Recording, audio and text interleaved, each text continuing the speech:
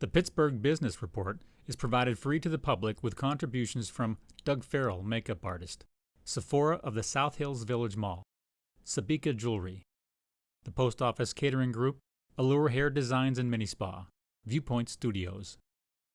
Welcome to the Pittsburgh Business Report. I'm Donna Kline. Today our topic is the future of family farming in the Pittsburgh area. And to help us, we have Randy Soergel of Soergel's Orchard. Thank you very much for being here. Thanks for having me. I mean, where do we start with your farm? I mean, it is just a centerpiece of the North Hills well, right thank now. you. You know, It really is. It's a family that, you know, my parents are still living, and then there's 4 children, and all of their siblings. You know, we've got a lot of us involved in it. And anymore, for the future of a family farm, we've got to keep everybody involved to make sure that we all have finances to keep going. Yeah, and you've diversified. I mean, it's not just farming. You have to diversify anymore. You know, the farming part of the business is really not what you do anymore. It's more kind of like the entertainment, you know, especially north of Pittsburgh. People are looking for places to go, and since there's not many farms left, they want to be entertained or have a reason to come there so that they can learn. We have a lot of cool school tours, you know, and things like that, but we just have to keep diversifying to keep the business fresh even so that people continue to come. Well, the freshest, I would say, is the gluten-free market. Yeah, my daughter Amy has just graduated a year or so ago with a public health degree from Pitt, and she has celiac disease, which means you have to eat gluten-free. So actually we were taking my son to look at colleges, and I happened to say to her when she was getting ready to graduate, you know, what are you going to do with your degree? And I said, would you like to come back to the farm if we can make it work and start a, you know, natural food type building? And we call it Naturally Soergel's, and it's all gluten-free foods, and you know, she's real into health and things like that, so organic foods and everything like that. So we've been able to diversify there to get that gluten-free product, especially gluten-free, because she has to eat that way too, and it really works out well. Yes, vegetarian, gluten-free, dairy-free, raw milk. Yeah, we have a lot of peanut-free for people with allergies, you know, things like that. So yeah, it's a great fit, and that's what you have to do, is to have other reasons for people to come, you know, with any business, I think. That's true. You have to continue to grow with the environment, and it's clearly changed. How long has your, you know, original that location been there? The farm's been there since 1850, but we've been in retail since 1960, and it was a little building as big as this set right here. Is really it was. And you know, I remember having to stand on a box to be able to sell stuff, and really, I think a lot of it is customer service that you have to do now. That when you feel there, as you come in as a customer, we try to get our employees, and we deal a lot with young high school employees, and I think that's you know, a lot of people complain about young people.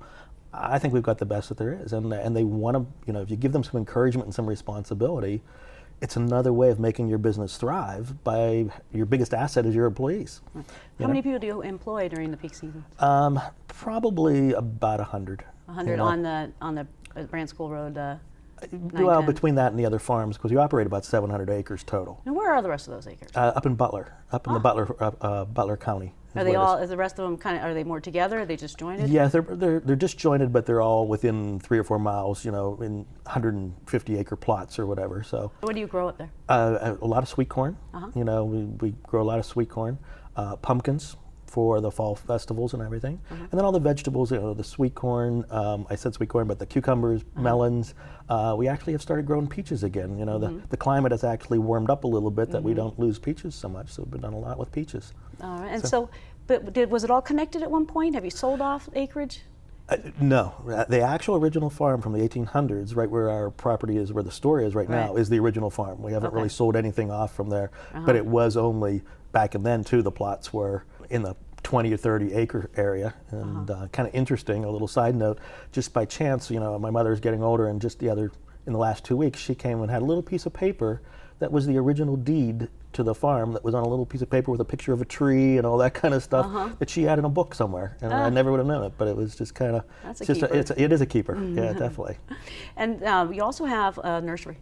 We have the garden center, which is each one of the family members has a kind of an angle that they take care of, and that's really, you know, for a family farm to get along, or the family members to all get along for so many years, is part of the success also.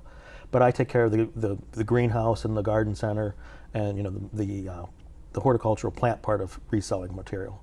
Well, one thing happened during this winter. You had some heavy snow take down a greenhouse. Yeah, I had really most of the growing greenhouses. We actually had 5 greenhouses when we had the 22 inches of snow, collapsed those. So it really, it puts things in perspective as to what's important and what's not, and how you have to kind of refocus and rebuild. And if you got your health, the buildings don't really mean that much, and you just have to redo things.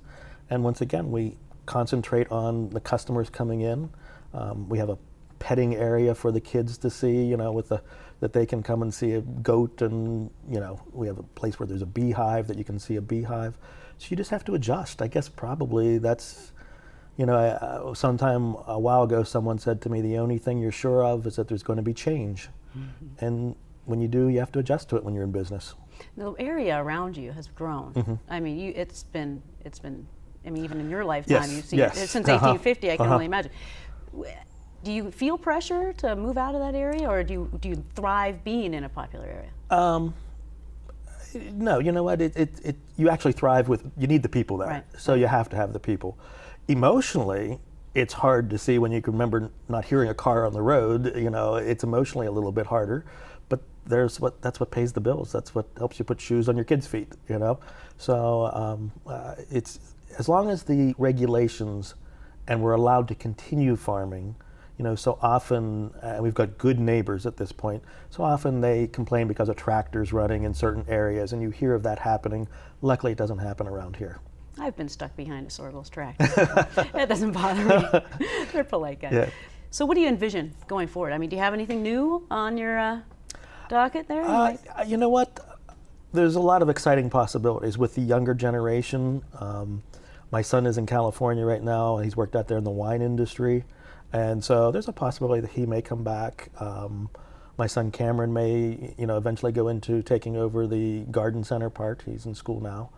And so there's a lot of new things that we've got to think of if we're going to let the family members all come back. Where the greenhouses collapsed, I'm not going to probably rebuild them, partially because the price of fuel, the gas that heats those buildings, wasn't like it was 30 years ago. So you can't make the profits because you're paying the gas companies anymore. Right. So maybe it's a time to reevaluate putting another gluten-free, I'll put it that way, building, or some other entertainment building, or something that is maybe for weddings, or maybe for something, money-making thing to keep the family members there. So yeah, there are possibilities. We haven't come up exactly what they're going to be, but they should be exciting. Thanks very much for being here, Randy. We appreciate your time. Thank you for having me. For more information on our guests or upcoming shows, search for the Pittsburgh Business Report online at YouTube or Facebook.